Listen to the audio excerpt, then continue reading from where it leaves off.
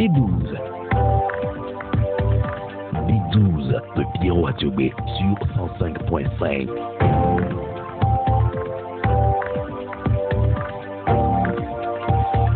Mesdames, Messieurs, bonjour et merci de nous rejoindre au D12 de Pyramide FM. Nous sommes ensemble, comme de tradition, les dimanches pour écouter des acteurs de la société togolaise. Une société qui essaie chaque jour de parfaire un peu plus sa démocratie. Celle-ci avait été mise sérieusement en difficulté le 3 décembre 1991. Cette semaine, de nombreux Togolais se sont rappelés cette fin d'année d'il y a 33 ans. Des chars, de l'armée, des soldats et des armes s'étaient donné rendez-vous dans l'attaque de la primature à Lomé. Le jeune processus démocratique avait juste quelques mois. Le Premier ministre d'alors, Joseph Kofigo, s'en sortira diminué. La démocratie togolaise elle-même s'est-elle vue ou non renforcée d'une de ses toutes premières épreuves.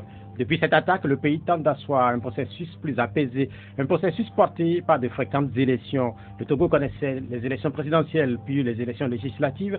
Il y a quelques années, le pays a ajouté à la galerie des scrutins les élections municipales. C'était déjà une nouveauté. En février prochain, les électeurs découvriront un autre scrutin, les élections sénatoriales. Sur proposition de la CENI, le gouvernement a fixé la date des élections au 2 février 2025.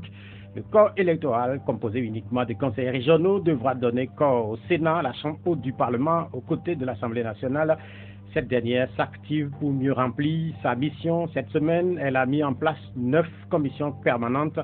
Des lois constitutionnelles, défense et sécurité, environnement et changement climatique, communication et droits de l'homme, entre autres. Celle des droits de l'homme a pour mission la promotion et la protection de la démocratie et des droits de l'homme, des libertés publiques ainsi que de l'équité genre. Dans 2 jours, les droits de l'homme seront de nouveau à la une puisqu'elles bénéficieront d'une attention particulière aux 4 coins du monde. Ce 10 décembre, le monde va célébrer la Journée mondiale des droits de l'homme en référence à la Déclaration universelle des droits de l'homme. L'article 1er de cette déclaration va être de nouveau répété. Tous les êtres humains naissent égaux en dignité et en droit. L'article 3 ajoute que tout individu a droit à la vie, à la liberté et à la sûreté de sa personne. Fin de citation.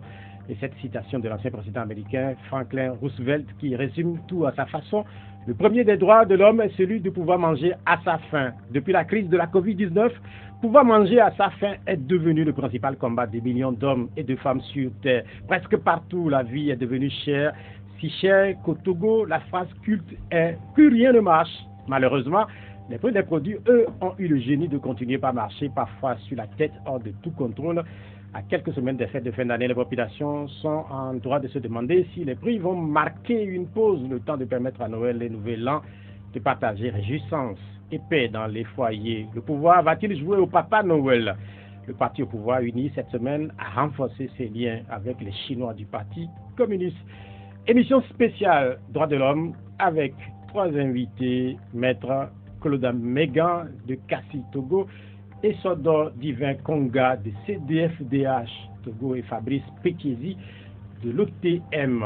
Les contacts du D12 sont 96 50 34 37 et puis 70 43 09 70. L'émission est mise en onde par Marie Freitas.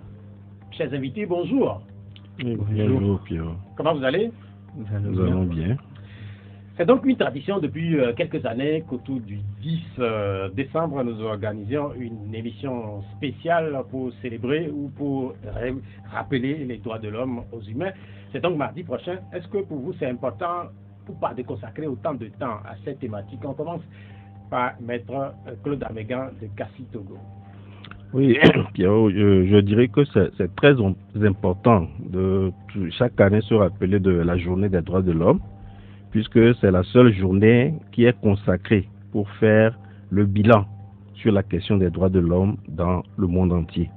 Et donc c'est une occasion pour nous, défenseurs des droits de l'homme, également de faire un petit bilan sur la question des droits de l'homme au Togo, de voir quelles ont été les avancées et de réfléchir également sur les défis qui sont relatifs à la question des droits de l'homme au Togo. D'où l'importance de la question pour cette journée. Donc c'est bien que Pyramide ait pensé à faire cette édition spéciale. Absolument, c'est justement pour ça que moi je suis toujours disponible chaque fois que vous m'invitez pour qu'on puisse faire ensemble ce bilan. C'est très important pour le pays, pour les citoyens, pour le gouvernement. Même question à Esodo Divin Konga, je rappelle que vous êtes de CDFDH. Et CDFDH, c'est le Centre de documentation de formation aux questions liées aux droits de l'homme, n'est-ce pas? Exactement.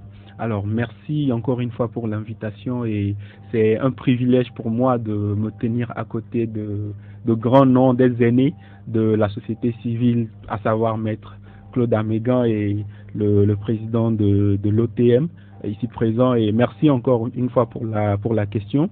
Effectivement, est-ce qu'il est important de marquer une pause pour parler des droits de l'homme? Absolument, et cela pour au moins deux raisons. La première raison, c'est que lorsque nous parlons des droits de l'homme, c'est simplement ces prérogatives-là sans lesquelles nous ne pouvons pas vivre de façon digne en tant qu'être humain, que ce soit le responsable de parti politique, le journaliste, l'acteur de la société civile, l'enseignant, le médecin ou même la dame dans le marché de Tchapmanga.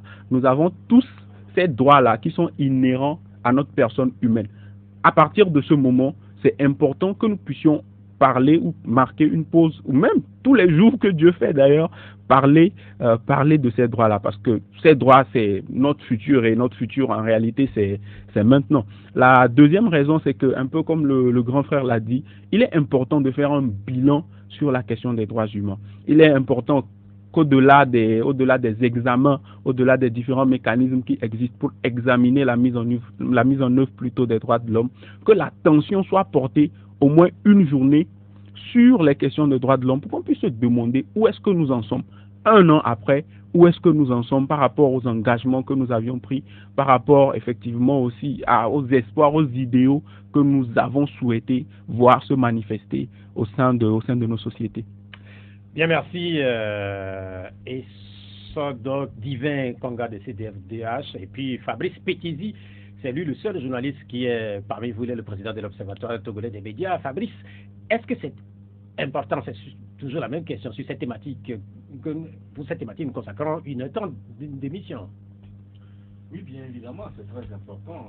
Et malheureusement, effectivement, le 10 décembre, qui est consacré comme Journée internationale des droits de l'homme, n'a pas la même ampleur lorsqu'on parle comme la journée du 8 mars par exemple ou la journée du 1er mai. Et pourtant, la question des droits de l'homme est très fondamentale, et surtout pour nous les journalistes, puisque sans droits de l'homme, je crois que l'exercice de notre profession va être très difficile, parce que parmi les premiers droits d'ailleurs figure en très bonne place la liberté d'expression, de laquelle découle la liberté de presse et des médias. Donc, pour nos journalistes, aux côtés des autres acteurs de la société civile, il est important, même si les autres couches semblent ignorer cette journée qui est très importante par rapport à la thématique qui est relevée, il est important pour nous également de faire un zoom sur cette journée pour revenir sur ce qu'on peut considérer comme acquis en ce qui concerne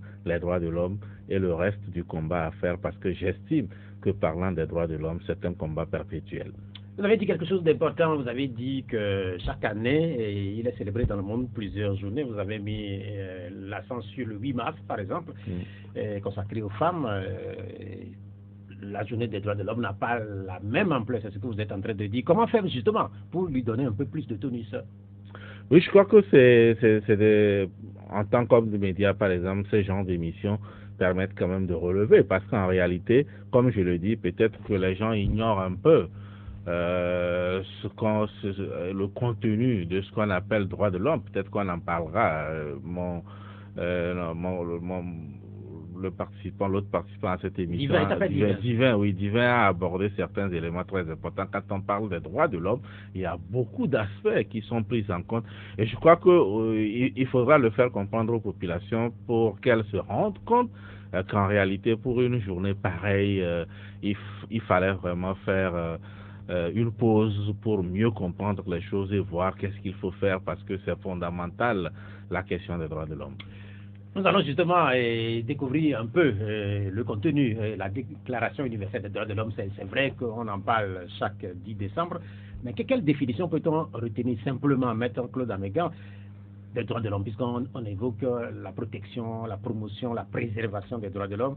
Quel est en réalité le contenu? C'est quoi les droits de l'homme? Oui, les droits de l'homme, c'est l'ensemble des droits que tout être humain doit pouvoir jouir dans une société. très simplement.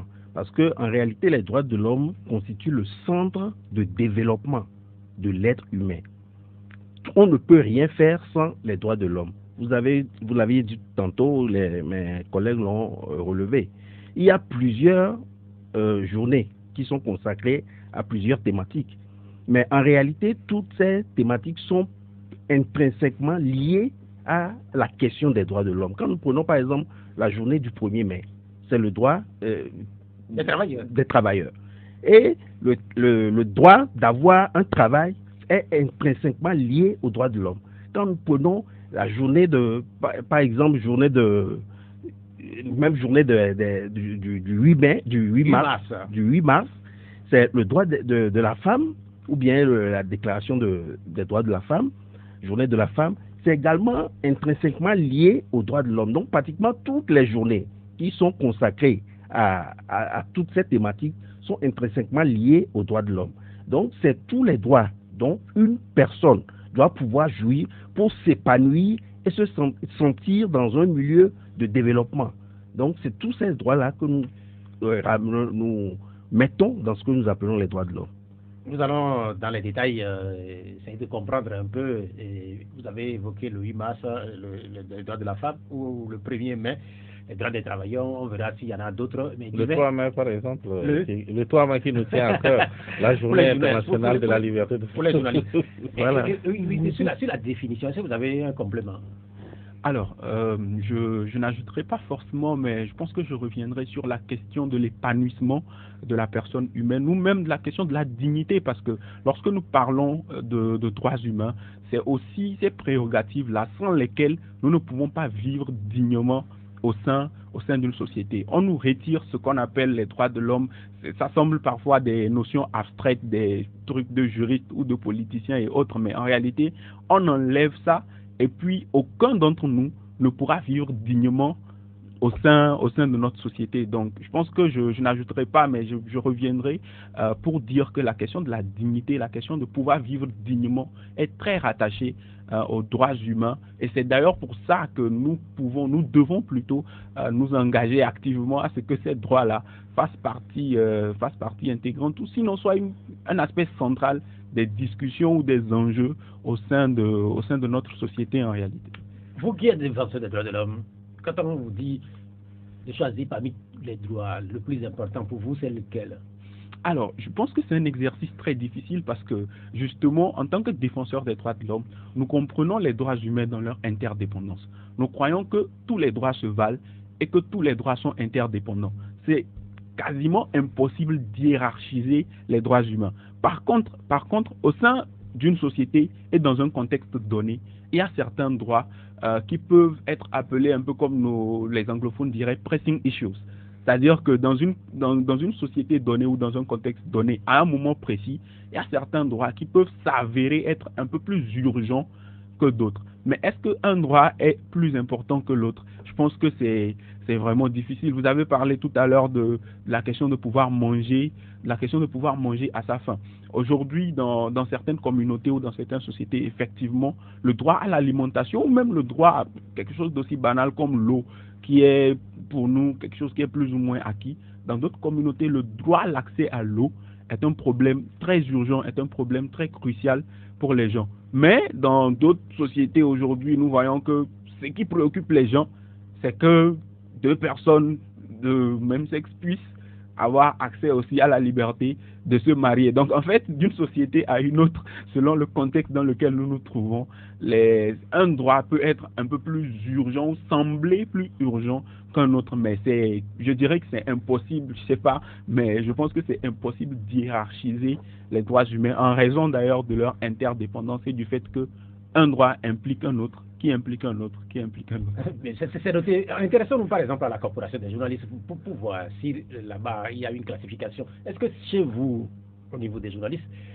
la liberté d'écrire, la liberté d'expression prime sur toutes les autres libertés, même exercice, comme ce que Divin vient de faire?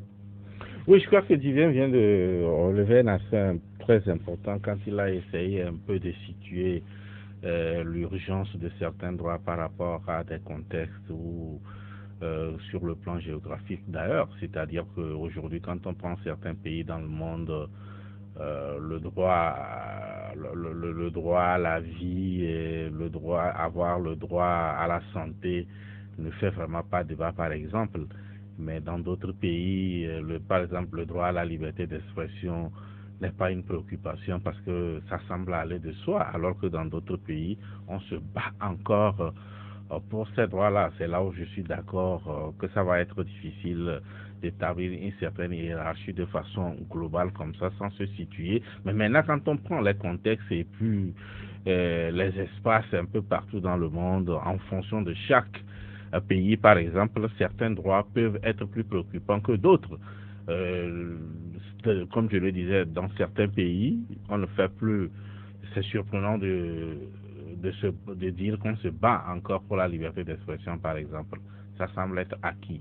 Mais dans d'autres pays, par exemple comme le mien, ça fait partie des droits qu'on met en avant, le droit à la santé, le droit à l'éducation et bien d'autres droits qui peuvent être mis en avant. Mais en tant que journaliste, moi je crois que s'il faut classifier les droits, moi, à mon niveau personnel, je mettrai la liberté d'expression en avant parce qu'il résume tout.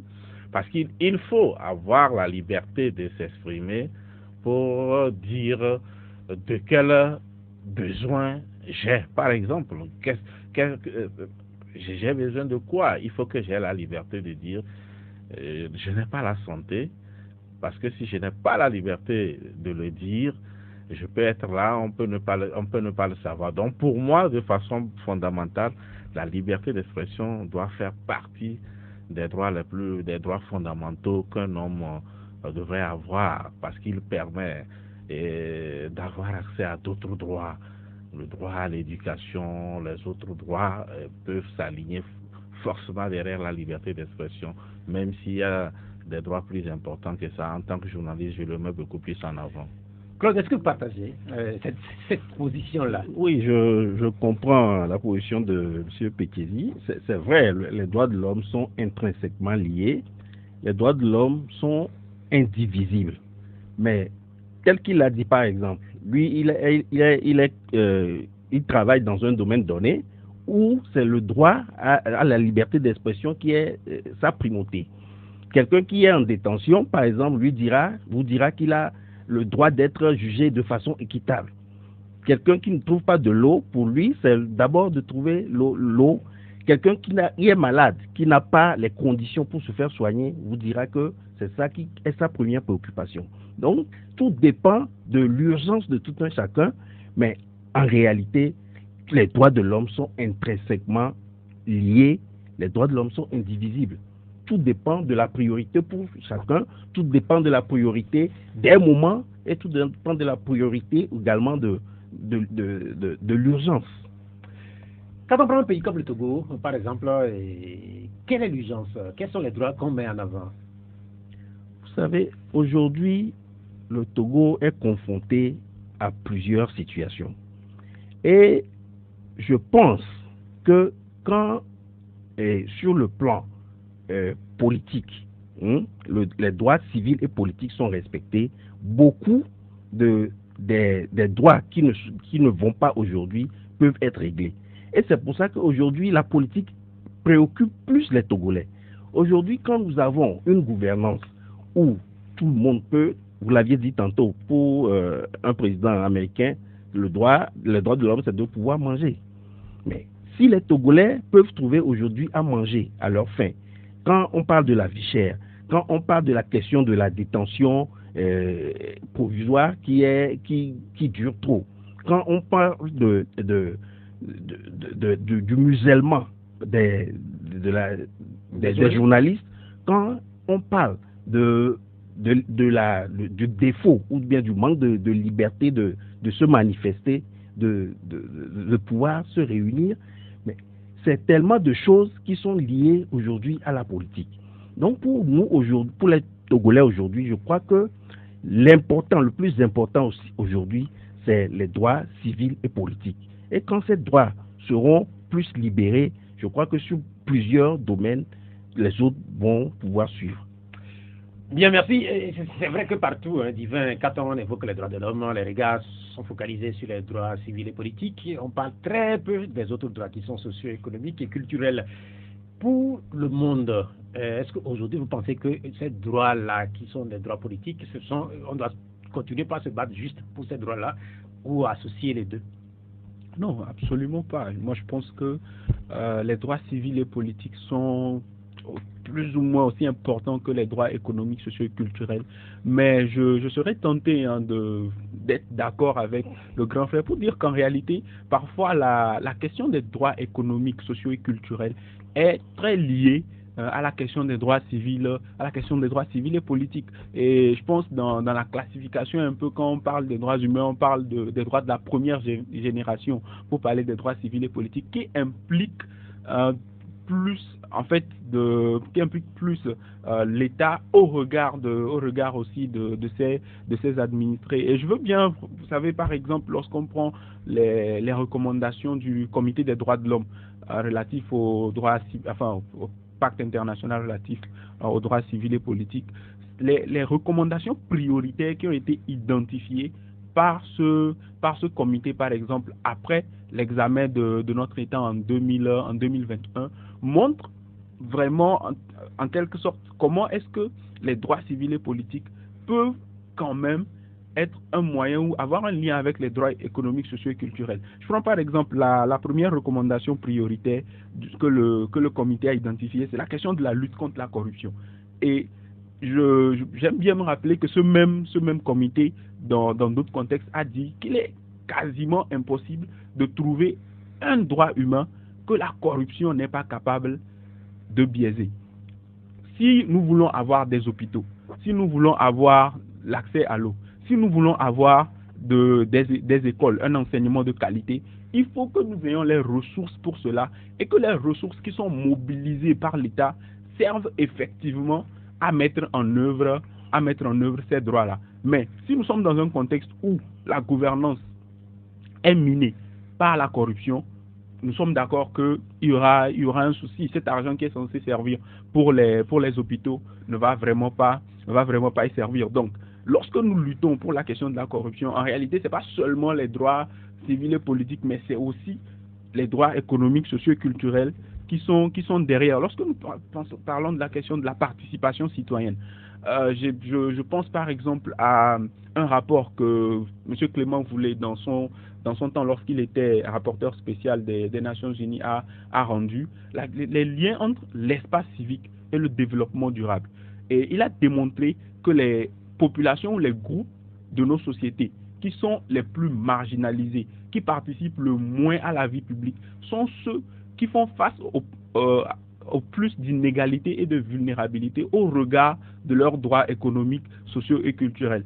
Les endroits ou du moins les communautés les plus pauvres sont celles qui sont les moins représentées au sein des instances de décision. Donc je suis vraiment finalement en train de rejoindre la position du grand frère, à savoir que en fait, lorsque nous parlons plus des droits civils et politiques, c'est aussi les droits économiques, sociaux et culturels derrière.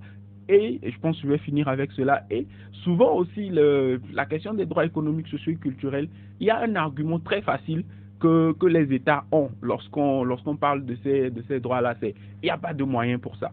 Puisque ces droits, on parle de mise en œuvre progressive des droits économiques, sociaux et culturels. Et souvent, les États se réfugient derrière cet argument qui consiste à dire, on dit de construire des hôpitaux, il n'y a pas les moyens. On dit de construire ici ou là une école, il n'y a pas les moyens. Et le fait alors de se rabattre un peu plus, ou le fait qu'on semble se rabattre un peu plus sur les droits civils et politiques, c'est aussi une façon d'emmener nos États à prendre plus de responsabilités, aussi une façon d'emmener les droits économiques, sociaux et culturels à travers le respect de ces droits civils et politiques à être plus effectifs. Vous avez dit tantôt, en désignant Maître Claude Amégan, vous avez parlé de grand frère. Dans cette émission, en réalité, c'est Maître Claude Amégan. Vous pouvez le désigner comme tel, c'est Maître Claude Amégan. Et puis lui, c'est Fabrice Pékézi. Vous-même, c'est Essodo Konga Divin. Donc voilà, les noms sont une nouvelle fois rappelés. Fabrice Pékézi, quand il intervenait là, il a touché du doigt une thématique importante. Il parle de la corruption. Et demain 9 décembre, c'est la journée internationale de lutte contre la corruption. On sait très bien que nos pays, le Togo, est concerné par cette thématique qui revient chaque fois quand on évoque la corruption dans le monde. Même les classements et les pays africains, et le Togo compris, sont mal classés. Comment lutter efficacement sur une thématique qui visiblement aussi fait partie en réalité des questions qui gangrènent nos sociétés? Oui, je crois que la question de la corruption est une réalité, surtout dans les pays en développement comme celui du Togo, où même l'État en est conscient. C'est d'ailleurs la raison pour laquelle plusieurs mécanismes et institutions ont été mis en place, histoire de voir dans quelle mesure on peut réduire un peu ces fléaux qui a un impact terrible sur les économies de notre pays. Et je crois qu'aujourd'hui, c'est vrai qu'il y a des institutions qui font le combat, mais on peut quand même dire qu'on en est encore loin du bout du rouleau en ce qui concerne la lutte contre la corruption au Togo, par exemple. Et c'est pour cela qu'il y a beaucoup de réflexions pour voir dans quelle mesure, puisque quand vous observez parfois les choses, la corruption semble être érigée en règle dans certains domaines où on a l'impression comme si c'était la norme, alors qu'en réalité, ce n'est pas cela. Et donc, aujourd'hui, il y a un problème de formation civique au niveau de beaucoup de nos concitoyens. Beaucoup de secteurs sont très corrompus, ce qui fait que ça a un impact sérieux sur le développement de notre pays. Et généralement, aujourd'hui, cette question de corruption a été abordée très souvent par la presse. Ça n'a pas été facile. C'est la raison pour laquelle je reviens toujours pour dire que la question de la liberté d'expression et de presse est très fondamentale lorsqu'on parle des droits de l'homme. Parce que lorsque tout se fait dans le silence et personne n'a le courage de le relever, de le dire, à un moment donné, on a beau mettre sur pied toutes les institutions et autres, ça ne marchera jamais parce que les gens vont baigner dans une certaine impunité. Et donc, il faut quand même qu'il y ait cette possibilité de mettre à nu tous les facteurs, tous les phénomènes de corruption qui existent dans notre pays. Et c'est, comme je le dis, c'est dans tous les secteurs, aussi bien publics que privés. Et ce qui fait que ça déteint sur beaucoup d'aspects en ce qui concerne les droits de l'homme, parce qu'aujourd'hui, quand on prend plusieurs secteurs d'activité et on vous fait un peu le point de tout ce qui a été fait comme projet sur le plan social, comment ça a été exécuté, et si on fouine bien et on fait un sérieux audit, on va se rendre compte que quelque part il y a quelque chose qui n'a pas marché, et ça a été lié un peu au manque de transparence et à la corruption, qui est un phénomène sérieux et qu'il faut combattre. Je comprends peut-être pourquoi au niveau des Nations Unies on a voulu aligner pratiquement ces deux journées ensemble, la corruption d'abord et puis les droits après, parce qu'effectivement la question de la corruption fait que peut-être beaucoup de droits de l'homme sont pratiquement mis en veilleuse à cause de ce phénomène-là, parce que quand aujourd'hui, sur le plan de l'éducation, on n'est pas trop satisfait, sur le plan de la santé, on n'est pas trop satisfait, et il faut interroger un peu tout ce qui se fait dans ces domaines-là pour se rendre compte qu'effectivement, il y a quelque chose qui ne va pas, et ce qui ne va pas est lié un peu, malheureusement, à cette corruption, à ce manque de transparence dans la gestion d'abord de la chose publique et dans le comportement de nous, les Togolais, pratiquement à tous les niveaux, comme je le disais, et il y a des phénomènes de corruption qui, à un moment donné, les gens pensent que non, c'est ça. Par exemple, les rétrocommissions, les gens pensent par exemple que c'est normal, que lorsqu'on te donne un marché, bon, que tu puisses dire merci à celui qui te l'a donné. Et vous comprenez que naturellement, que quand ça se passe comme cela, c'est beaucoup de droits qui sont brimés, c'est le développement qui prend un sérieux coup, c'est l'économie du pays et naturellement, on va en souffrir. À vous écouter, il faudrait donc actionner éventuellement les mécanismes qui peuvent permettre d'endiguer, quel que soit, en fait, endiguer un peu la corruption, le phénomène, qui est un phénomène têtu. Oui, bien sûr. Comme je l'ai dit, je crois qu'aujourd'hui, le Togo n'évolue pas en vase clos. Avec les partenaires, il y a eu plusieurs recommandations qui ont été faites. Par exemple, aujourd'hui, le Togo, par rapport au programme MCC avec les États-Unis et autres, où il y a beaucoup de recommandations, enfin beaucoup de d'éléments qu'il faut valider, des critères qu'il faut valider. Ça concerne beaucoup la liberté d'expression, ça concerne également les questions de corruption. On a mis sur pied des institutions. Vous prenez une institution comme la APLUSIA qui fait ce qu'elle peut. Aujourd'hui, le débat continue par rapport aux moyens aussi bien juridiques qu'on a mis au niveau de la APLUSIA pour faire le travail comme il le faut, qu'on considère comme un lion sans dents. Par exemple, il y a la Cour des comptes, il y a l'inspection générale des finances, et les institutions, elles sont là. Mais qu'en est-il des hommes ou des femmes qui sont à ce niveau-là et est-ce qu'ils ont les coudées franches pour faire le travail? Est-ce que tout ce qui a été mis comme test qui gouverne un peu le fonctionnement de ces institutions, est-ce que c'est ce qu'il fallait? Mais le résultat à ce jour, c'est qu'on sent quand même qu'il y a une volonté de lutter contre ces phénomènes-là, mais est-ce qu'on parvient à le faire? Je crois que c'est à ce niveau, à l'occasion de ces journées, il faut relancer les débats pour qu'on cherche à savoir est-ce qu'il faut juste mettre les institutions ou il faut veiller à leur fonctionnement pour voir dans quelle mesure, avec ces institutions-là, on peut atteindre cet objectif qui est de lutter contre la corruption. Quand on évoque les droits de l'homme, il y a une institution dont le nom revient très souvent et c'est la justice.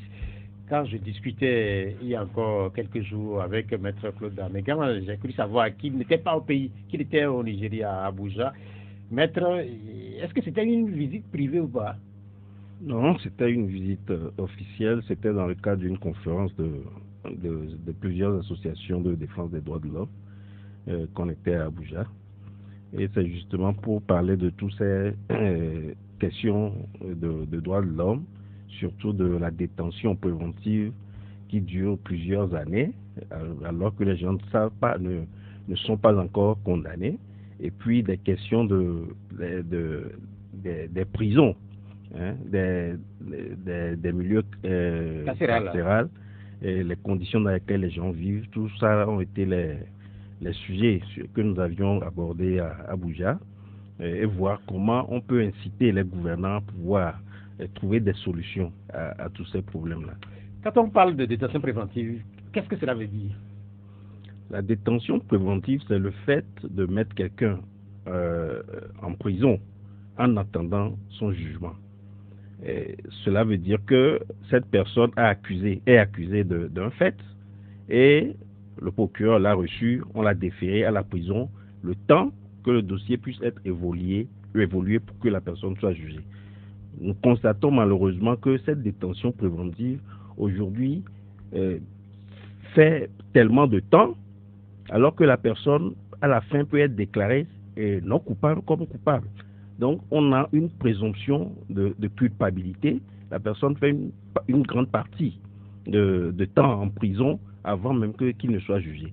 Et dans ces conditions-là, c'est fort probable que même si on sent que la personne n'a rien fait, le juge se sent obligé de le condamner, peut-être pour couvrir la détention, parce que quelqu'un qui a déjà fait 5 ans en prison, quelqu'un qui a déjà fait 3 ans en prison, vous n'allez pas... détention préventive. En détention préventive. On ne va pas le libérer le lendemain pour dire qu'il n'a rien fait. Et donc, on est obligé, même si les faits ou bien le procès ne démontre même pas que la personne a pu faire ces choses, on se sent obligé de le condamner pour que cette personne ne se retourne pas contre l'État. Malheureusement, c'est cette situation que nous vivons.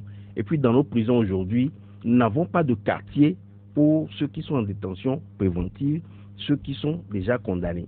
Et même les délinquants primaires, avec les délinquants de grand chemin, eux tous sont ensemble. Ce qui fait que quand les gens sortent de la prison, malheureusement, on constate qu'ils deviennent plus dangereux que l'état dans lequel ils étaient avant d'y aller. Nous évoquerons la situation spécifique des prisons du Togo, notamment la prison civile de Lomé, dont le démantèlement avait été demandé il y a quelques années, notamment par les Nations Unies.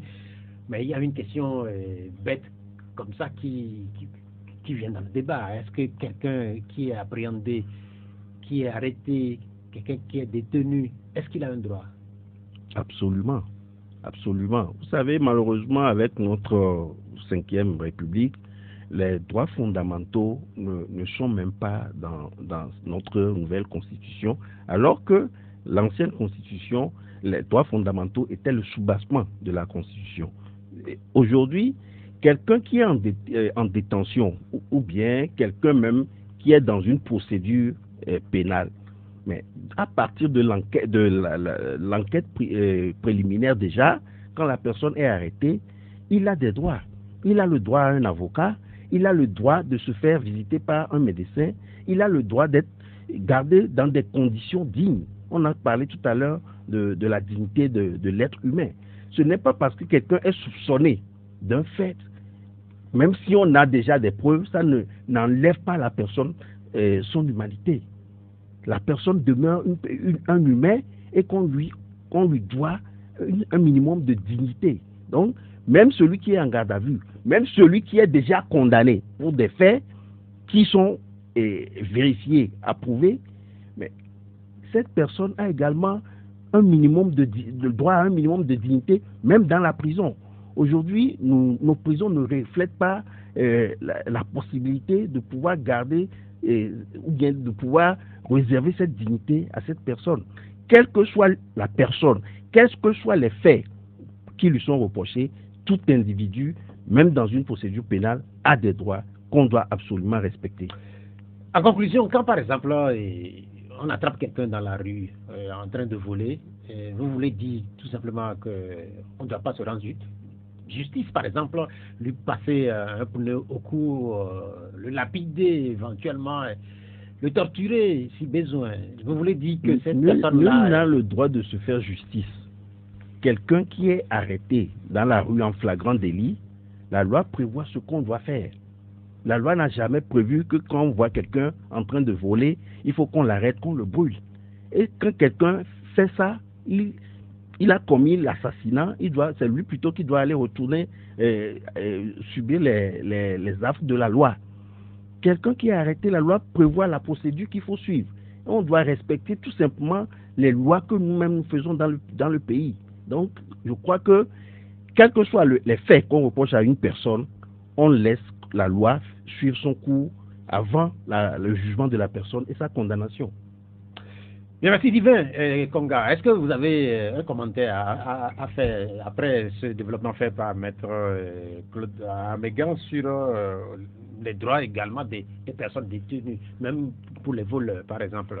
Oui, alors moi je veux même bien élargir en quelque sorte votre question, à savoir est-ce que quelqu'un qui est détenu a des droits? Et moi je pense que la réponse la plus simple à cette question, c'est de savoir à qui est-ce qu'on reconnaît les droits humains. Les droits humains sont reconnus à une personne du simple fait qu'elle soit une personne humaine. Ça veut dire que lorsqu'on arrête un détenu ou lorsqu'on attrape quelqu'un en train de voler, la question qu'on se pose, ce n'est pas est-ce qu'il s'agit d'un voleur, mais est-ce qu'il s'agit d'un être humain. S'il s'agit d'un être humain, même dans cette circonstance-là, on lui reconnaît des droits. Je vais même parler, vous savez, on a, et c'est un phénomène qui touche aujourd'hui notre pays, la question de l'extrémisme violent, où il y a des terroristes qu'on pourrait arrêter, par exemple. Même ces personnes-là, ou même dans le cadre de cette lutte contre l'extrémisme violent ou contre le terrorisme, lorsqu'on arrête quelqu'un qui se serait rendu coupable de ces actes, bien sûr odieux, cette personne, la question qu'il faut se poser, c'est est-ce qu'il s'agit d'un être humain? S'il s'agit d'un être humain, c'est que les droits de cette personne doivent être respectés.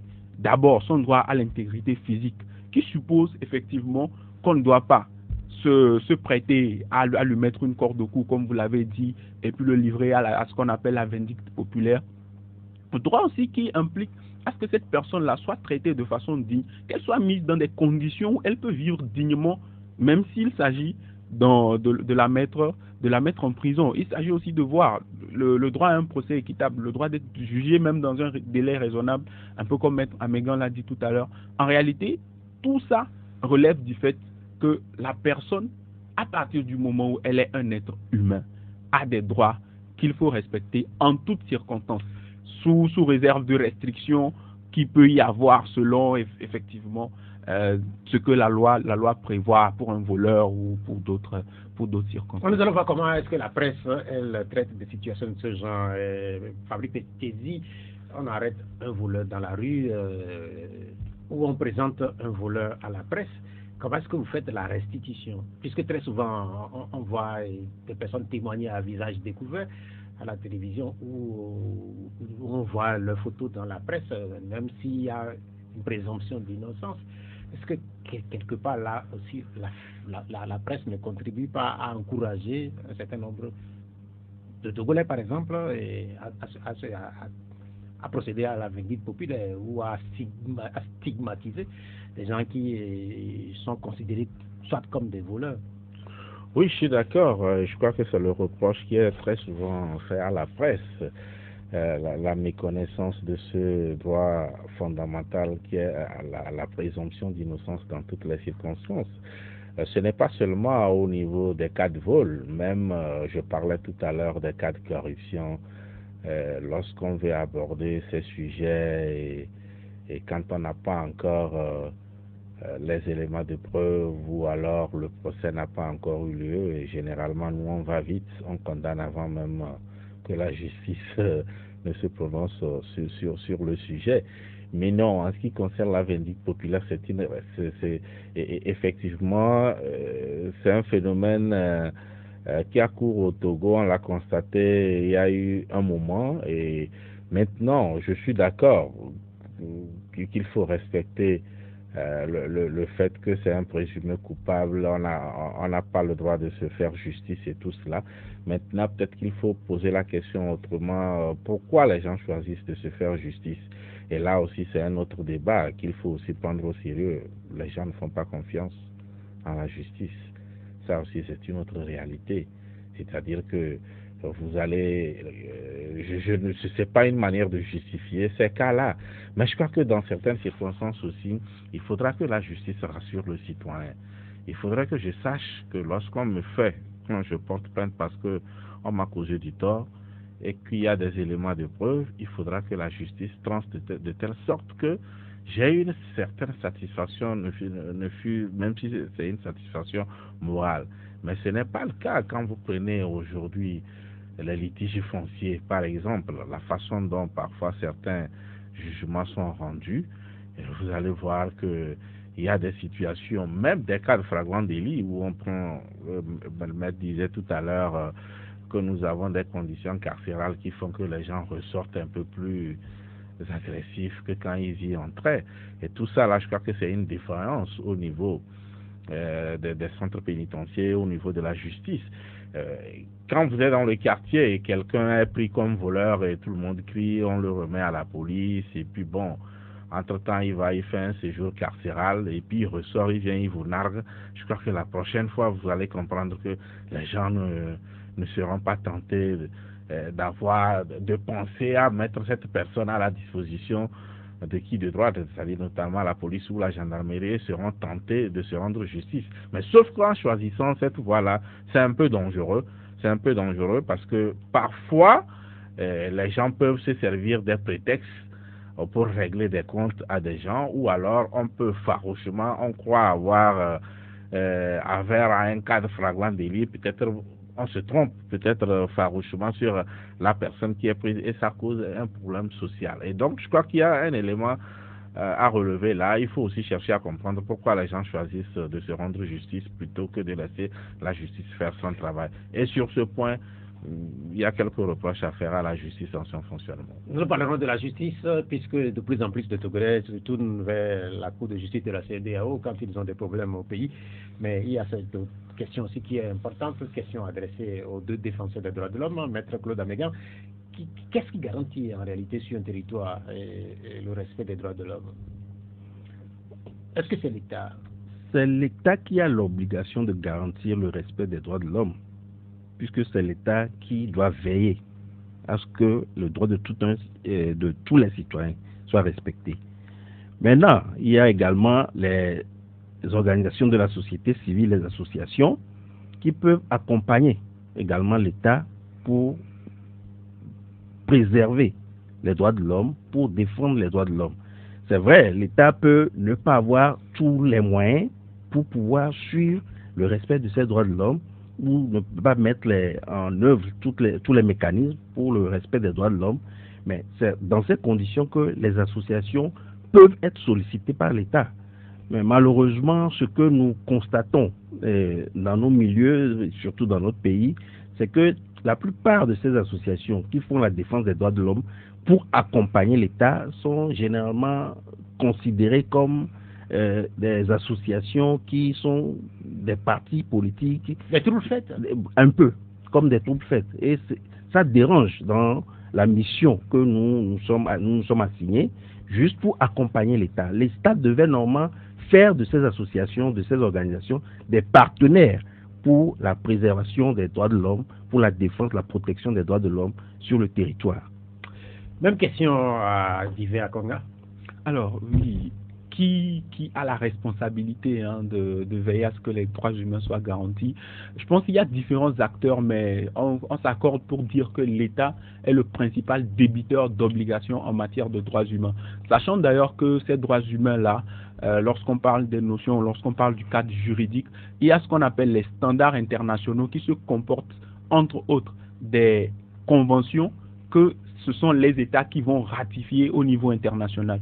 Et que ce soit au regard de ces conventions, au regard des normes qui découlent de la Déclaration universelle des droits de l'homme ou même de la jurisprudence de façon générale, c'est d'abord l'État qui a au moins 3 principales obligations vis-à-vis des droits humains. D'abord, l'obligation pour l'État de respecter. Et ça veut simplement dire que l'État n'interfère pas ou n'empêche pas les personnes de pouvoir exercer librement leurs droits. L'obligation de protéger aussi, qui veut simplement dire que l'État s'assure que d'autres personnes ne viennent pas enfreindre l'exercice de nos droits. Et c'est d'ailleurs au regard de cette obligation de protéger que l'État a le droit de déployer la police par rapport à telle ou telle autre situation. Et moi je m'amuse souvent à dire qu'en réalité la police, dans le cadre des manifestations pacifiques par exemple, n'est pas déployée pour systématiquement réprimer les manifestations, mais normalement pour encadrer, pour protéger les manifestants et éventuellement protéger d'autres personnes contre certains des manifestants qui pourraient avoir des actes, enfin poser des actes répréhensibles. Mais malheureusement c'est pas ce qu'on observe. Mais toujours est-il que l'obligation de protéger veut dire que l'État se positionne comme le protecteur, le garant des droits humains d'autres personnes. Il y a aussi ce qu'on appelle l'obligation de mettre en œuvre, qui veut simplement dire que l'État crée les conditions pour que toute personne, sans discrimination évidemment, puisse jouir de ses droits. Le fait, par exemple, que nous puissions ou nous ayons le droit, le fait que ma tante ou ma maman puisse exercer une activité économique, suppose que l'État crée les conditions à travers des marchés adéquats pour qu'elle puisse exercer ce droit-là. Le fait que j'ai le droit d'aller à l'école suppose que l'État crée les conditions à travers des écoles qui sont construites pour que je puisse exercer ce droit. Après, il y a l'obligation de promouvoir, dont la Commission africaine a parlé dans l'une de ses jurisprudences, qui veut aussi dire que l'État, à travers ses actes et ses prises de position, promeut les droits humains ou fait la promotion, met les droits humains en premier lieu. Maintenant, à côté de l'État, comme Maître Amégan a dû le dire, à côté de l'État, il y a d'autres acteurs. Et de plus en plus, dans le droit international des droits humains, on reconnaît que les personnes privées, notamment les entreprises et les multinationales, soient aussi des débiteurs d'obligations en matière de droits humains. Pour la simple raison que ces multinationales occupent une place importante parfois dans la vie de nos pays. Et nous avons très souvent entendu parler, par exemple, de cas où, que ce soit dans la zone franche ou même dans l'espace économique, des entreprises se retrouvent à poser des actes et on a des inquiétudes au regard de la question des droits humains, les conditions dans lesquelles les employés de ces entreprises travaillent, les conditions dans lesquelles ces employés sont même recrutés. Donc de plus en plus, on reconnaît le fait que les entreprises aussi soient des débiteurs ou débitrices d'obligations en matière de droits humains. Les citoyens, vous et moi, et je pense qu'il y a cette maxime qui dit que ma liberté s'arrête là où celle de l'autre commence. Nous aussi, nous avons effectivement au minimum l'obligation de respecter les droits des autres, et les organisations de la société civile, les défenseurs des droits humains et tout le monde, ça relève de notre responsabilité commune à tous, un peu comme la déclaration des Nations Unies sur les défenseurs le dira, ça relève de notre responsabilité commune à tous de veiller à ce que nos droits soient respectés. Bien, merci. Nous allons voir dans un instant comment est-ce que vous travaillez sur le terrain, puisque on vous reconnaît ce statut-là dans certains pays. C'est pas facile d'être défenseur des droits de l'homme. Dans certains pays, c'est pas facile d'être tout simplement journaliste. Nous verrons dans un instant comment est-ce que vous travaillez sur le terrain au Togo. Et c'est une tradition aussi au D12 d'avoir les préoccupations des audits. Je rappelle à l'endroit de nos audits que nous avons pour cette édition spéciale consacrée aux droits de l'homme 3 invités. Maître Claude Amégan de CACIT, Esodo Divin Konga de CDFDH et Fabrice Petizi de l'OTM. Les contacts pour entrer dans le direct 96 50 34 37 et puis 70 43 09 70. Allô, bonjour. Oui. Oui, c'est Pélé. Oui, c'est Pélé. Pélé, vous êtes à l'antenne. Comment est-ce que vous allez? Oh, très bien. Ok, on vous écoute. Ok, je salue nos 3 invités. J'ai 3 questions, une question à chaque. On parle de droits de l'homme. Première question, est-ce que dans un pays où vous parlez tout à l'heure de que c'est l'état de droit, c'est l'État qui a la garantie. Dans un pays où le chef de l'État, de cet État-là même dit à un discours à la nation qu'il y a une minorité qui s'accapare la richesse du pays. Et dans l'administration, on fait la surfacturation. Maintenant, quelle sera la réaction des sociétés civiles dans ce pays? Deuxième préoccupation, toujours pour les sociétés civiles, comment on peut définir ou bien on peut diagnostiquer une société civile de l'opposition et une société civile du pouvoir? Parce qu'au Togo, on en a ça. Troisième question pour mon frère journaliste, M. Fabrice Petizi. Nous savons que les journalistes voyagent avec le chef de l'État. Quels sont les critères qui définissent cette attribution pour les journalistes voyagent avec le chef de l'État? Parce que nous avons une préoccupation pour M. Ferdinand qui voyage avec le président Fonia Singbe. Alors, quels sont les critères? Est-ce que, parce que tout le temps, dans la semaine passée, 3-4 voyages pour le chef de l'État, au retour, pourquoi ces journalistes-là ne nous donnent pas les informations de ces voyages? Merci. Bien, merci. On va commencer par Fabrice Petizi à propos des voyages présidentiels. Je ne sais pas si les journalistes continuent, notamment les journalistes de la presse privée, continuent pas à voyager avec le chef de l'État. Fabrice Petizi, voilà la question de notre ami Pélé. Et quelles sont les réponses que vous avez pour lui? Oui, je crois que comme tu as pu faire le constat, en tout cas, il fut un temps, ça fait des années, où la presse privée était associée au voyage présidentiel. Et bon, ça fait longtemps que ça ne se passe plus. Le chef de l'État voyage, je crois, avec la presse au niveau de la présidence. Donc, les privés ne sont plus associés à ces voyages-là. Maintenant, à l'époque où les gens voyageaient, quels sont les critères?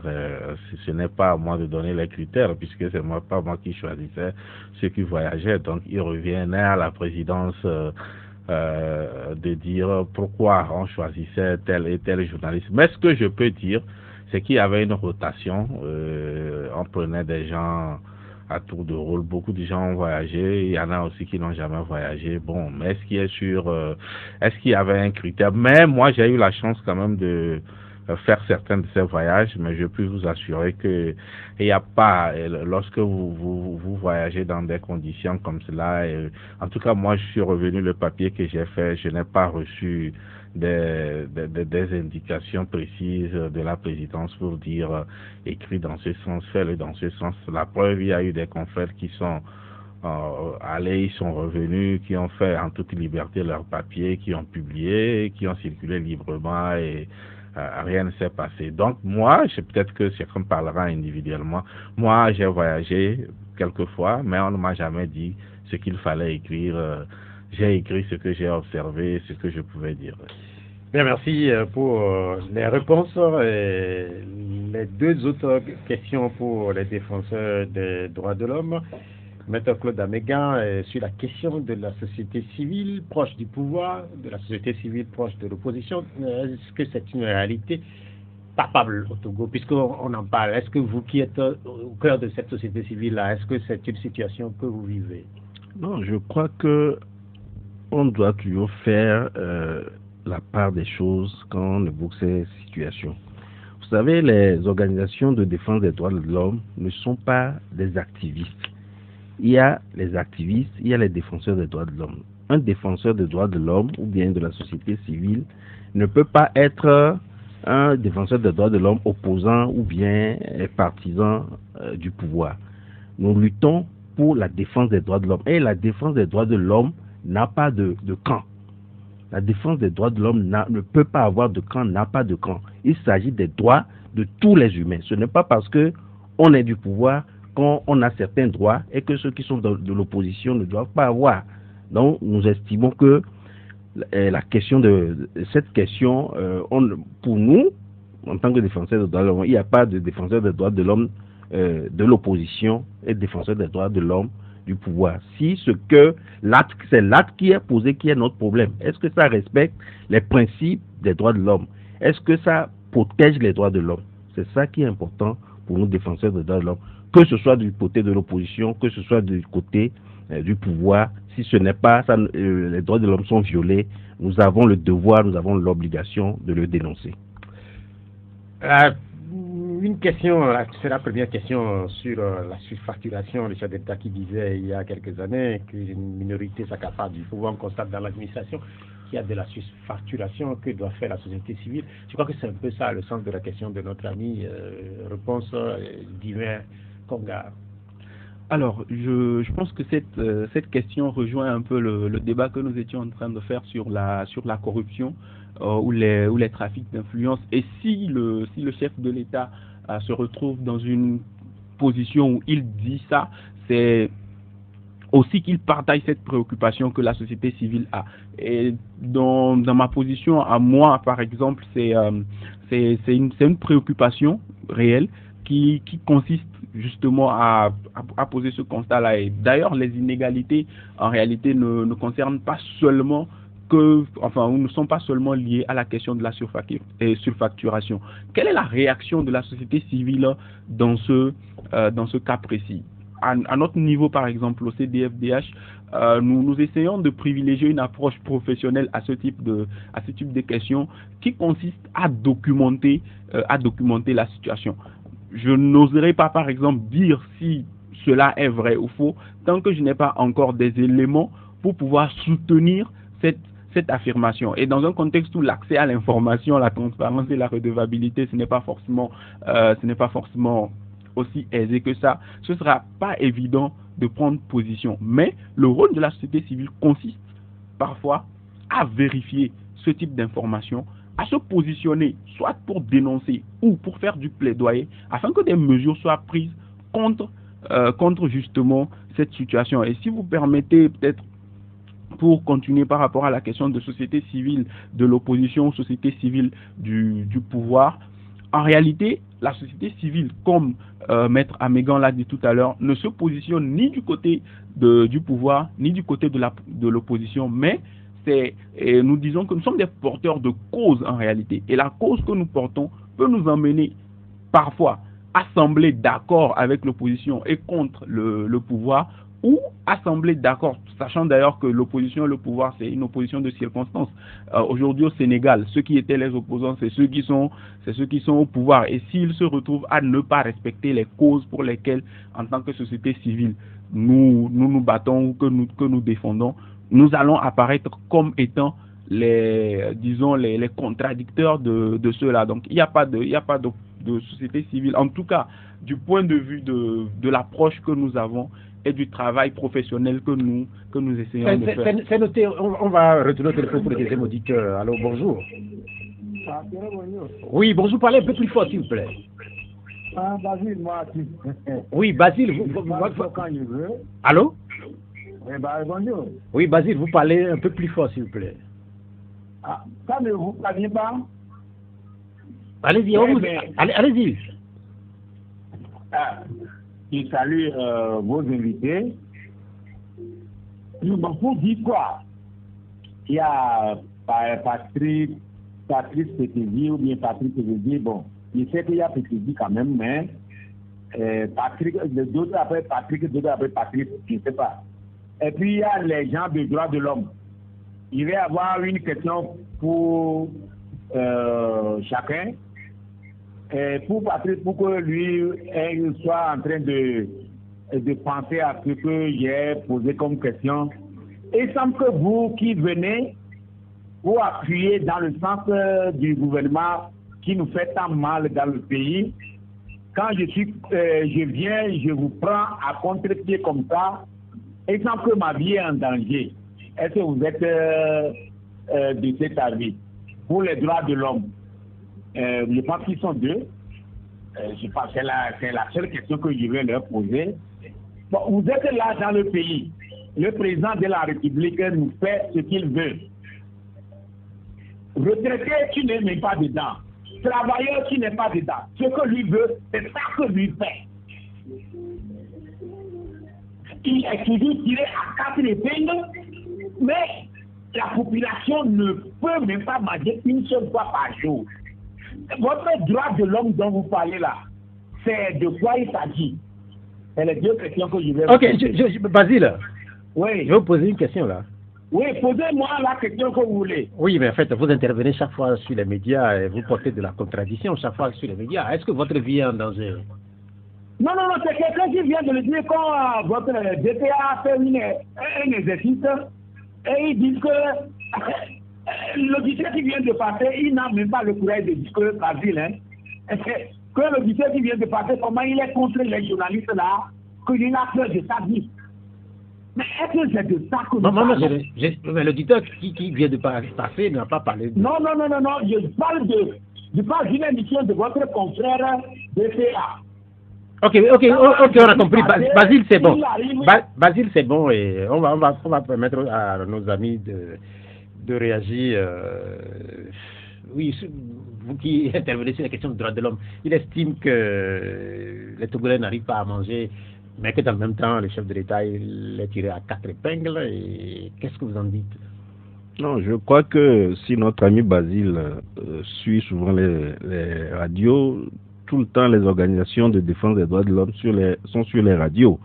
Toutes les fois qu'il y a des situations qui nécessitent qu'on sorte, nous faisons des communiqués, nous faisons également des plaidoyers auprès du gouvernement pour que les choses changent.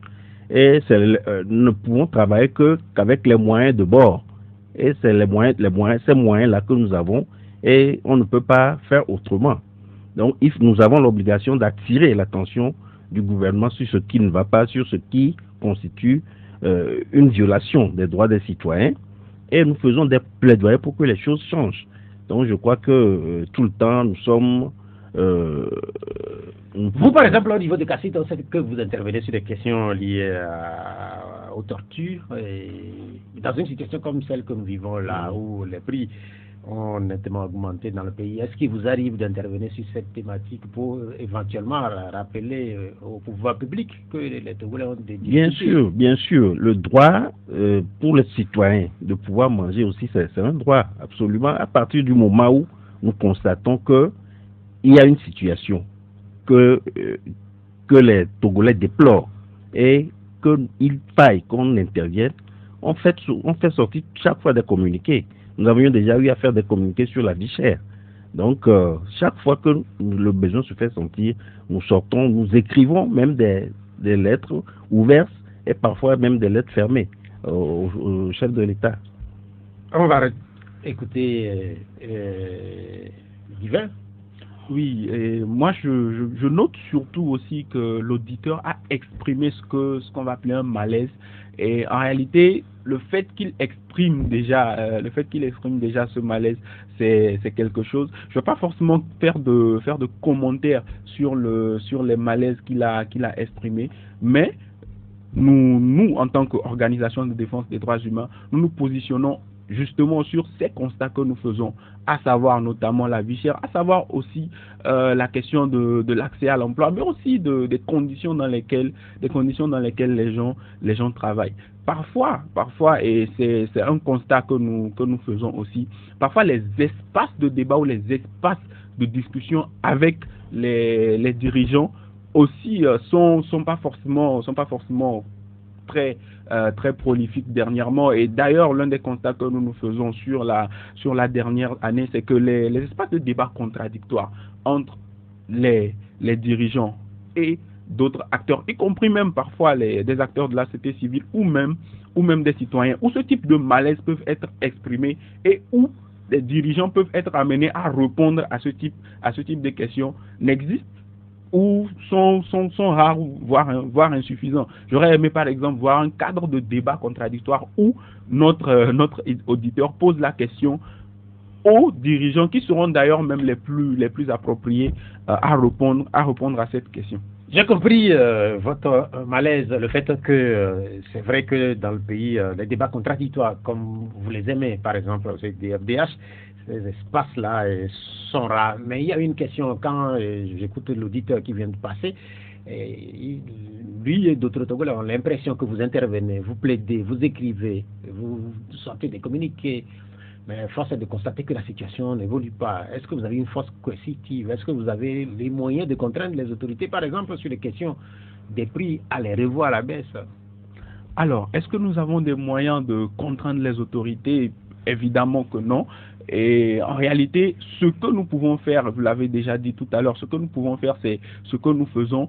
Et l'un des moyens ou l'une des forces que ce que nous faisons peut avoir, c'est que les citoyens aussi comprennent que ce n'est pas seulement qu'une affaire de société civile et que c'est une affaire de nous tous et que les voix puissent s'élever. C'est d'ailleurs pour ça que une liberté comme la liberté de réunion, la liberté de manifester pacifiquement est une liberté importante dans la mesure où elle ne concerne pas seulement des manifestations politiques, mais elle concerne aussi la capacité des citoyens à se mobiliser pour dire, lorsque le carburant augmente ou lorsque le prix du maïs ou lorsque le prix d'une denrée est en train d'augmenter, pour dire nous avons des préoccupations, nous ne sommes pas d'accord, nous pensons que à ce niveau il faut qu'il y ait une réaction. Aujourd'hui, malheureusement, notre cadre légal ne permet pas forcément à ce que si à Adjengré, les citoyens considèrent que le prix du maïs est en train d'augmenter,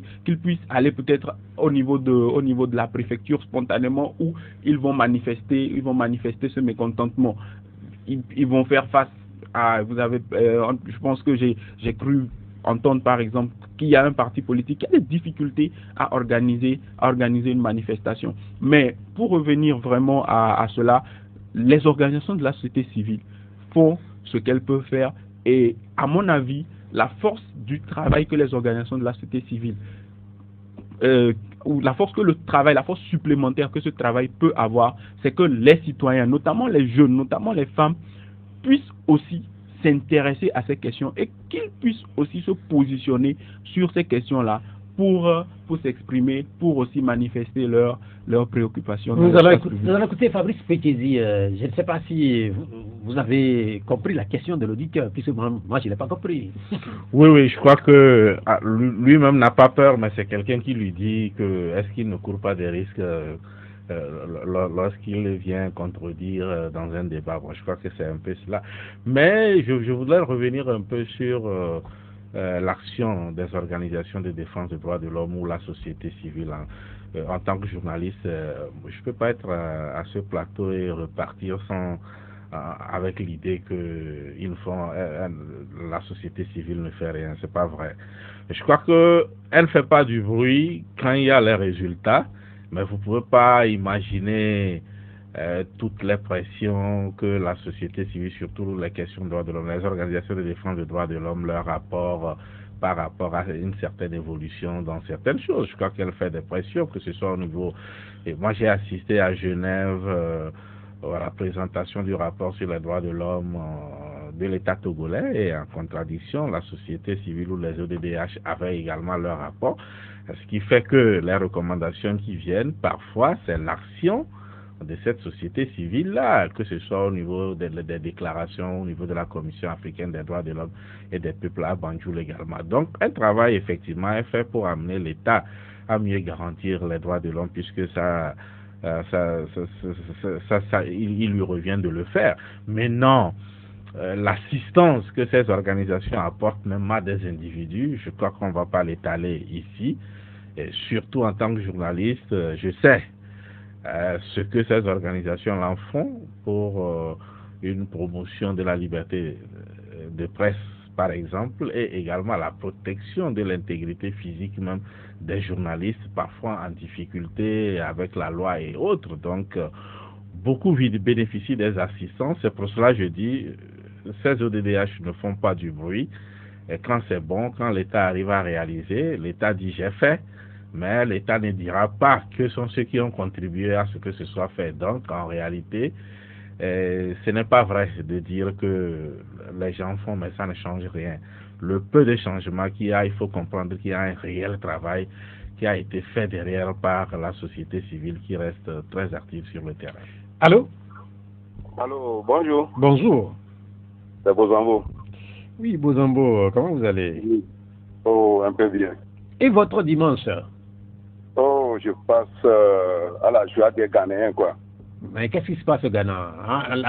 L'élection. Mahama a gagné, donc je dois le féliciter. Mais bien, on a compris. Okay. Votre question? Ma question est-ce que les sociétés civiles, ils sont à l'écoute de la population, des auditeurs? Bon, ils sont là pour écrire seulement. Si vous avez écrit à eux, ils vont penser à nous, les populations. Parce que tous les jours, les auditeurs appellent, ils décrivent ce qui ne va pas dans leur milieu. Mais on ne voit pas les défenseurs des droits des sociétés civiles. Aucun ne vient pas nous intervenir. Mais si pas à l'extérieur, il va aller déprimer les gouvernants togolais. Mais nous, les Togolais, on ne sent pas de eux, quoi. Donc, ils n'ont qu'à faire l'action sur le terrain. Par exemple, un chef de l'État peut venir poser une pierre quelque part pour il veut faire quelque chose. Et rien n'est fait. Où sont les sociétés civiles des droits de l'homme? On ne voit pas. Un chef de l'État peut prendre un terrain de personnes pour faire l'agriculture de riz. Rien n'est fait. Qu'est-ce que font les défenseurs des droits de l'homme? Rien. Un chef de l'État qui peut aller occuper des milliers d'hectares à des titres comment on appelle-t-on ici? Jaglé? Non. Vous parlez, comment on l'appelle-t-on? Vous parlez Daravé. Ouais. Daravé et ses consoles, Yobo et Daveri là pour l'aéroport. Jusqu'à présent, ça fait 3 ans, les populations qui sont là-bas, ils disent qu'ils n'ont pas cultivé sur cette terre. Vous interpellez la société civile alors? Oui. Ok, on va écouter les réactions des représentants des 3 structures qui sont ici sur ces questions-là. On attend beaucoup de vous. Est-ce que vous sentez ça là, à travers la question de cet auditeur brièvement? Alors oui, absolument. Et sa question, elle est assez explicite. Et c'est même pas seulement une question. Il a attiré notre attention sur un certain nombre de préoccupations. Et chez nous, en tant que centre de documentation et de formation sur les droits de l'homme, nous ne pouvons pas être partout en même temps. Et l'un des moyens auxquels nous avons pensé pour pouvoir être au contact des populations et permettre aux populations de rentrer en contact avec nous, c'est justement l'initiative que nous avons lancée pendant Covid, l'application Honam, qui est disponible sur Play Store, où les gens peuvent télécharger l'application à partir de leur téléphone, nous signaler ce type de situation. Et à ce jour, nous avons reçu au moins 200 cas par exemple, sur lesquels effectivement il nous arrive de travailler et au besoin d'aller au contact de la personne ou d'inviter la personne à venir à notre rencontre pour qu'on puisse échanger et voir dans quelle mesure est-ce que nous pouvons l'aider. Bien, merci. Claude Abégan. Oui, on attend beaucoup de vous là. Oui, la société civile n'est pas nécessairement dans le secret des dieux. Il faut que les informations soient portées à notre connaissance pour que nous puissions voir ce qu'on peut faire pour accompagner les gens. Quand les gens sont dans leur milieu, c'est vrai que nous avons des structures un peu partout sur le territoire, mais aussi faudrait-il que ces informations soient apportées à notre niveau, qu'il y a dans tel milieu, il y a telle violation des droits de l'homme pour voir ce que nous pouvons faire. Mais si nous n'avons pas l'information, comment nous pouvons assister quelqu'un? Par exemple, le cas dont il parle, je ne sais pas s'il a déjà approché une organisation de société civile pour se faire accompagner, on ne l'a pas accompagné. Donc il faut qu'on porte l'information à notre niveau et voir comment on peut les accompagner à rentrer dans leurs droits. C'est comme ça. On va écouter sur la même question Fabrice Pekezi. Visiblement, les auditeurs ou cet auditeur, il attend beaucoup du travail de la société civile. Oui, mais c'est normal, c'est ses attentes. Et je crois que, je l'ai déjà dit tout à l'heure, la société civile fait ce qu'elle peut avec les moyens dont elle a à sa disposition, parce que ce reproche, il est valable également pour la presse. On dira, bon, la presse ne fait rien lorsqu'il y a des violations de droits de l'homme. Je crois que aujourd'hui, quand même, on a beaucoup de canaux qui permettent de lever un coin de voile sur tout ce qui se fait comme violation des droits de l'homme pratiquement dans tous les coins et recoins du pays.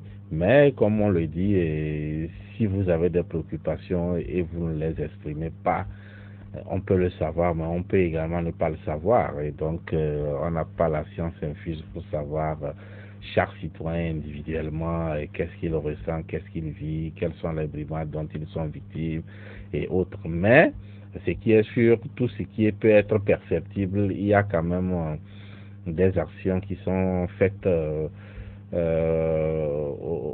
à tous les niveaux, que ce soit au niveau de la presse ou au niveau des défenseurs des droits de l'homme. Et je crois que les exemples sont là, on ne va pas les citer, ce n'est pas l'occasion, mais je crois qu'il faut prêter une oreille attentive.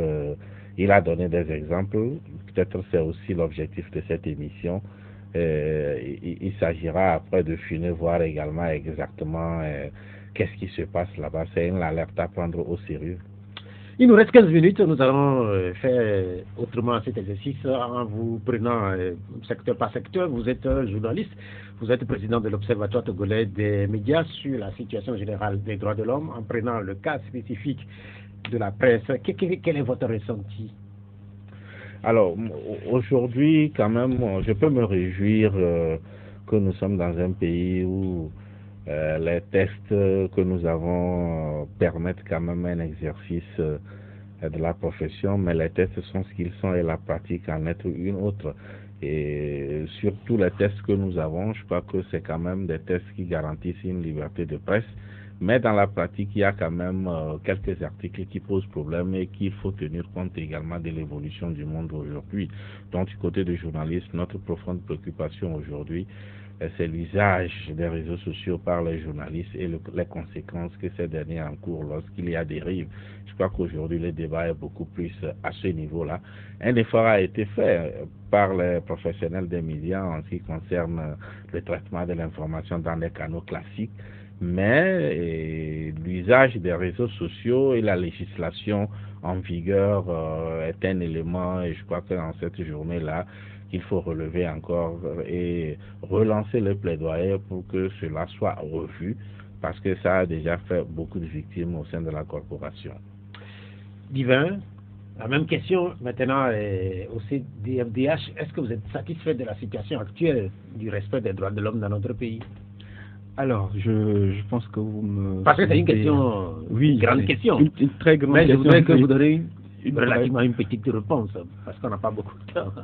Alors, j'irai vraiment droit au but en disant qu'il y a encore des préoccupations que nous avons en lien avec la question des droits humains, et même non seulement le CDFDH institutionnellement, mais moi en tant que jeune défenseur et plusieurs jeunes défenseurs ou jeunes tout court d'ailleurs, jeunes citoyens dont je suis entouré, et la plupart d'entre elles ont un lien avec l'espace civique que nous constatons de plus en plus restreint au sein de notre pays. Lorsqu'on prend par exemple la question de la liberté de manifester, il faut savoir d'ailleurs que manifester c'est naturel, c'est une tendance, la liberté de manifester est naturelle, comme je le disais, c'est notre capacité à dire si nous sommes contents ou si nous ne sommes pas contents de quelque chose. Et il y a une tendance de plus en plus, que ce soit dans notre pays, mais même nous voyons au niveau international, dans des pays même comme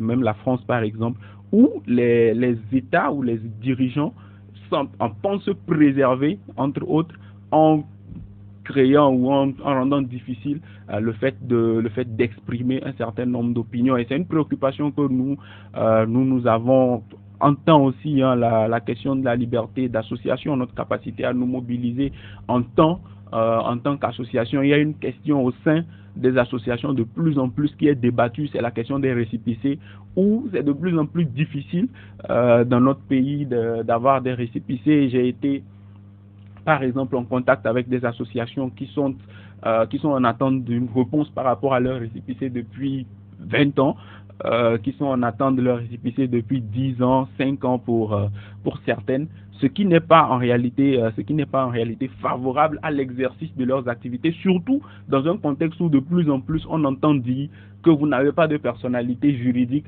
parce que vous n'avez pas de récépissé. Donc, entre autres, voilà aussi une préoccupation. Le temps manquerait pour parler de toutes les préoccupations, mais il y a aussi la question, par exemple, des détentions préventives qui sont prolongées. La question de l'impunité aussi, parce qu'il y a certaines allégations de violation des droits humains pour lesquelles il semble que ce soit depuis les violations passées, le Comité des droits de l'homme en a encore parlé, dans le cadre de l'EPU, il y a encore eu des références à cela, des violations par le passé qui sont alléguées comme ayant eu lieu et pour lesquelles des responsables n'ont pas été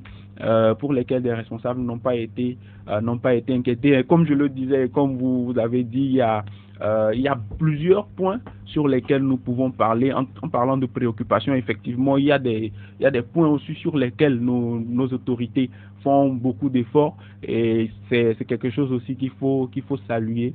Nous espérons que dans un futur proche, nous verrons des améliorations. Et je vais finir avec ça. Il y a un an, le 10 décembre passé, c'était les 75 ans de la DIDH.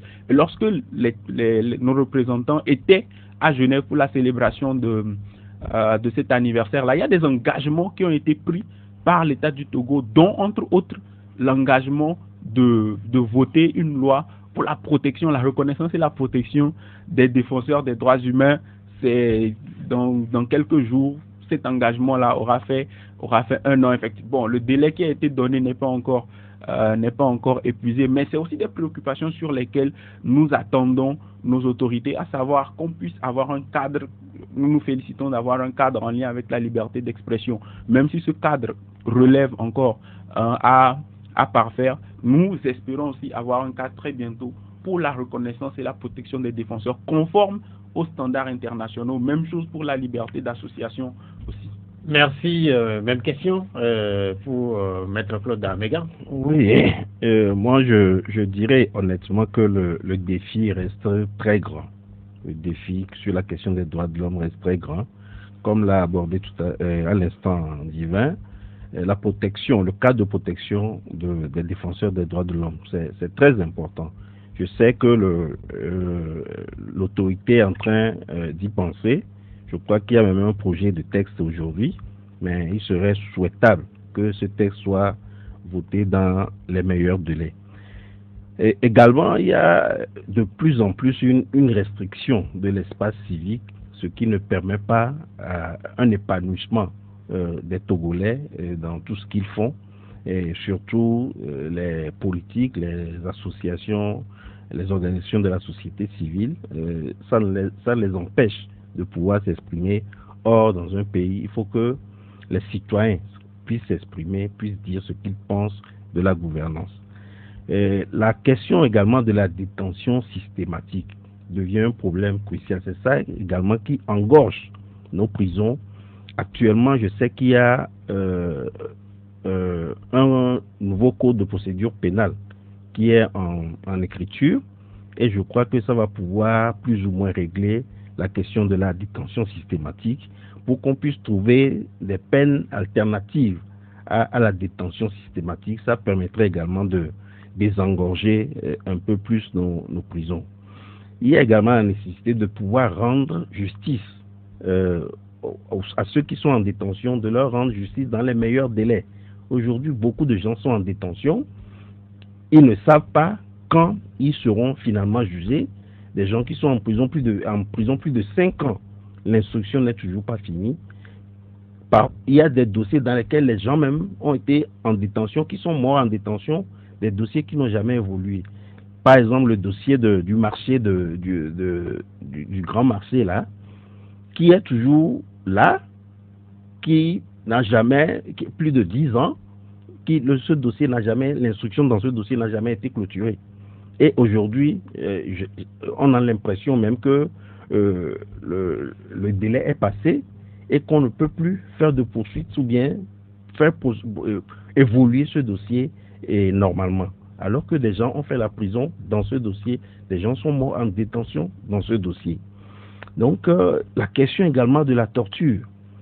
Aujourd'hui, la torture n'est plus nécessairement physique, mais il y a plusieurs manières par lesquelles on procède aujourd'hui pour faire la torture. Et je crois que il faut que les gens, les officiers enquêteurs soient reformés autrement pour que les enquêtes ou bien les enquêtes préliminaires ne soient plus toujours nécessairement sous torture, sous pression, mais que les choses se fassent dans les règles de l'art. La question également de l'impunité nous préoccupe. Aujourd'hui, nous avons déposé des plaintes devant nos juges pour torture. Ces dossiers n'évoluent jamais et malheureusement, les personnes qui sont auteurs de cette torture n'ont jamais été inquiétées. La loi même prévoit que dès qu'on évoque la question de la torture au cours d'une procédure, qu'on aille pour vérifier d'abord la question de la torture.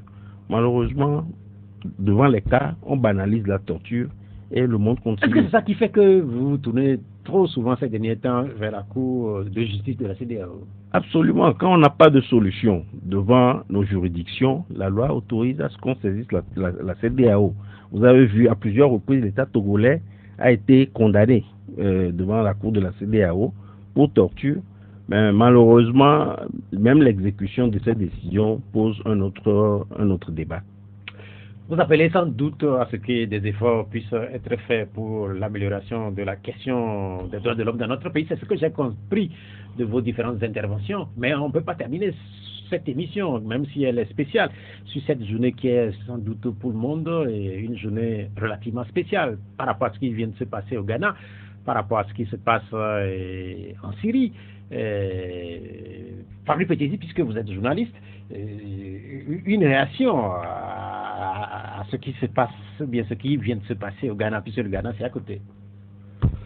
Oui, je crois qu'on reste toujours admiratif de la façon dont les élections se déroulent au niveau du Ghana et le caractère très fort des institutions également dans ce pays-là qui est voisin à notre pays. Et je crois qu'une fois encore, les Ghanéens ont démontré qu'ils peuvent régler des problèmes à travers les urnes et non en créer à partir des urnes. Maintenant, du côté de la Syrie, c'est une autre page qui se tourne. Je crois que ça faisait partie des pays qui ont plus ou moins stoppé ce qu'on a appelé il y a une dizaine d'années le printemps arabe. C'est le dernier bastion qui vient de tomber avec la dynastie Bachar al-Assad qui s'en est allé, qui est parti, qui a pris la fuite. Bon, on reste toujours focalisé sur la suite des événements dans ce pays pour voir ce qui va se passer avec toute la géopolitique internationale qui se joue à ce niveau-là. Divin, en quelques mots? Oui, alors surtout sur la question du Ghana voisin qui encore est en train de donner un exemple. Moi, je pense la réaction que ça emmène pour nous autres, c'est sur la question de l'alternance, sur la question de la capacité des institutions à donner, à inspirer confiance aux citoyens, et aussi à la question du renouvellement au sein de la gouvernance, parce que on peut dire ce qu'on peut dire, et puis moi j'ai déjà par exemple lu quelque part un responsable politique dire que l'alternance n'est pas un gage de démocratie, mais ce que l'alternance a le mérite de faire, c'est de pouvoir nous permettre d'essayer différentes façons de faire et de nous permettre de voir alors, même si tout n'est pas parfait, de pouvoir voir alors de pouvoir faire la différence. Donc le Ghana donne en tout cas un exemple. Le Ghana, c'est un espoir aussi que nous voyons au sein de la population. On espère que ça va bien se passer. On a noté, Maître Claude. Oui, je dirais tout simplement que les institutions fortes qui font un pays démocratique. Et c'est très important. Tant que nous n'avons pas des institutions fortes dans nos pays, nous ne pouvons pas avoir la démocratie. En ce qui concerne la Syrie, je dirais tout simplement que aucun régime dictatorial ne peut être éternel. Tout finira par prendre fin un jour ou l'autre. Merci à vous trois d'être venus animer avec nous cette émission spéciale consacrée aux droits de l'homme dans le cadre de la célébration mardi de la Journée internationale des droits de l'homme. Maître Claude Amégan de CACIT, merci d'être venu. Essodo Divin Conga de CDFDH, merci d'être venu.